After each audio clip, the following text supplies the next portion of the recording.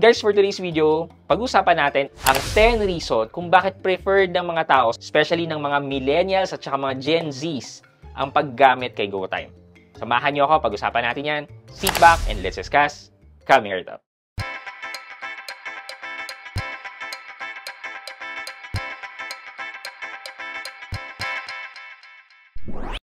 Hi guys, this is Pat and you're in Pat Quintos Review TV. So if you're new here to my channel, I do reviews about personal finance na meron akong experience at ginawa ko na yun ng videos and playlists na makita nyo dito sa taas.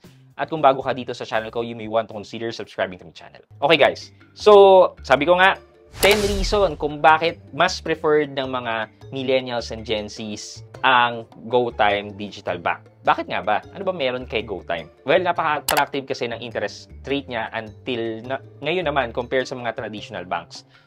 Siguro yung ease of onboarding. Isa yun sa pinaka naging okay kay GoTyme na marami ang nabigyan ng GoTyme account kasi nga nasa mall sila at ino-offer talaga nila sa mga dumadaan-daan lang, sa mga nag-groceries. So, ganun ka-intense ang pagmamarket ni GoTyme. So, ano nga ba itong 10 reasons na to?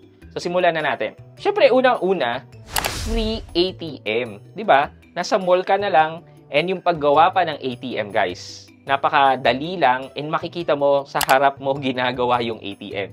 Hindi katulad sa mga other banks, diba? Sa traditional banks na i-mail na lang, darating na lang. Yun, on the spot, pag nag-print ka ng ATM dun sa machine ni GoTyme, lalabas na lang yung ATM card mo at pwede mo nang gamitin. And meron na rin pangalan yun, ililink mo na lang yun sa GoTyme app mo. Napaka-seamless ng pagkakaroon ng ATM, napaka-instant versus sa ibang mga banks. Number 2, ito sa akin the best to.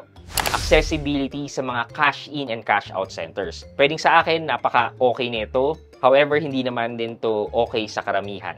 But, ito yon guys. If you want to have a free cash in and cash out, well, you can do your cash in and cash out transaction sa Robinsons Mall. Either sa Robinsons Department Store and sa Robinsons Supermarket. And then, meron pa yung no brand. So, pwede rin doon. Kung magde-deposit kayo ng mas malaki, so I prefer cashing in sa mga supermarket ni Robinson. Kung mga 5,000 lang naman, pwede na sa no brand o kaya sa Robinsons Department Store. Kasi yun lang yung limit per transaction. But, kung malayo-layo ka naman sa Robinson, paano na? Well, pwede ka na rin naman mag-cash in or cash out sa mga 7-Eleven. Meron nga lang konting fee involved sa cashing in and cashing out. So, our mileage may vary.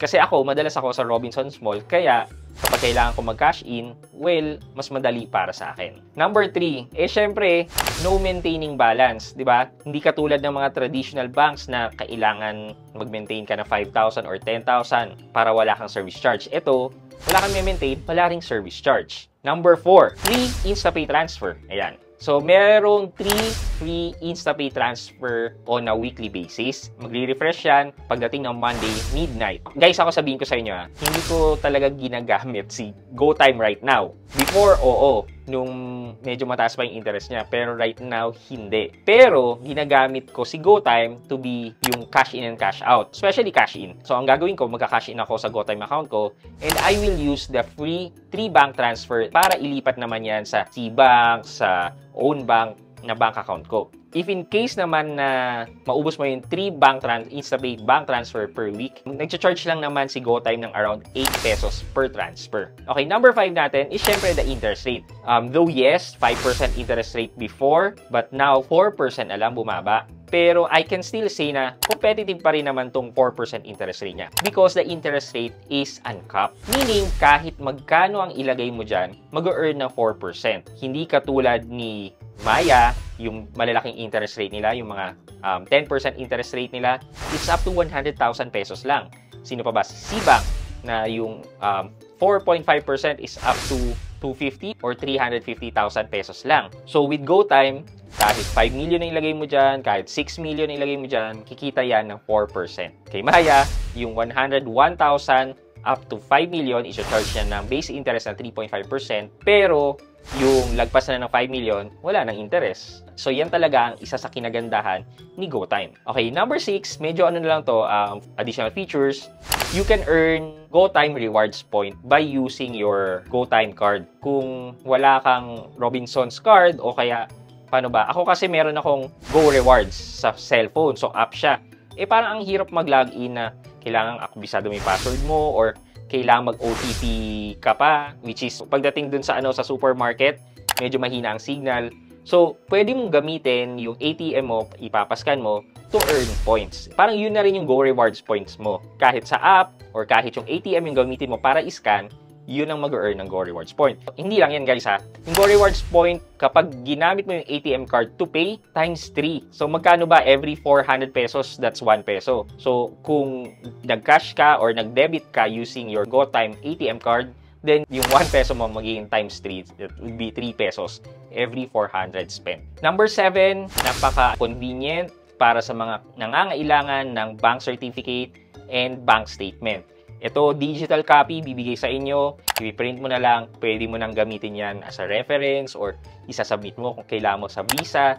Ayan, hindi katulad ng pupunta ka sa mga traditional banks, i-print lang naman nila, tapos may bayad pa. I don't know bakit hindi na lang nila i-free kahit digital copy, di ba? Meron mang BDO online. So, sana kung meron, free, di mas okay, hindi mo na kailangan gumastos. Okay, number 8, GoTime is gradually deploying ATM machines across the Philippines. Hindi pa ganun karami ngayon, pero gradually, they're rolling it out. Hindi ko lang din alam right now kung may charge na si GoTime sa Robinsons Bank. But ang ginagawa ko dati is, nagwi-withdraw din ako kay Robinsons Bank and wala namang charge. Pero ngayon feeling ko meron na kasi si BPI na yung may hawak kay Robinsons Bank, diba? But anyhow, kung wala kang makitang ATM na Robinsons Bank at makita nyo yung ATM dyan, edi free of withdrawal charges yan. Pero kung wala pa kayong makitang ATM na sariling ATM ni GoTime, pwede naman kayo mag-withdraw sa supermarket, sa 7-Eleven, ayan, sa Robinsons Department Store, sa No Brand, etc. Number 9, they have already launched the foreign currency time deposit. Which is, I don't know if it's okay, but sa akin hindi. Kasi parang hindi ko nakikita yung worth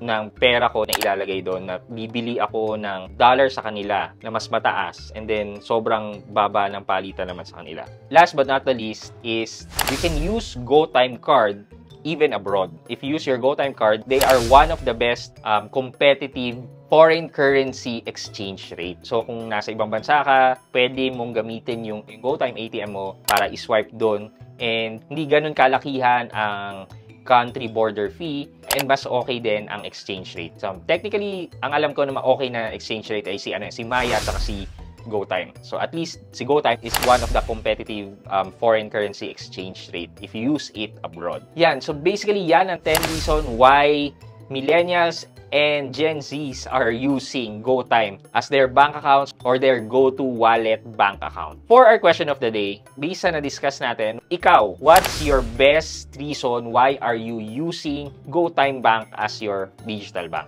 Let me know sa comment section sa baba at may chance kayong manalo ng 1,000 pesos sa ating weekly GCash giveaway. And syempre, huwag niyong kalimutan maglagay ng hashtag #RoadTo100K sub and mag-like and subscribe dito sa aking channel for your chance naman na manalo ng cellphone sa ating monthly cellphone giveaway until we reach the 100K subscriber milestone.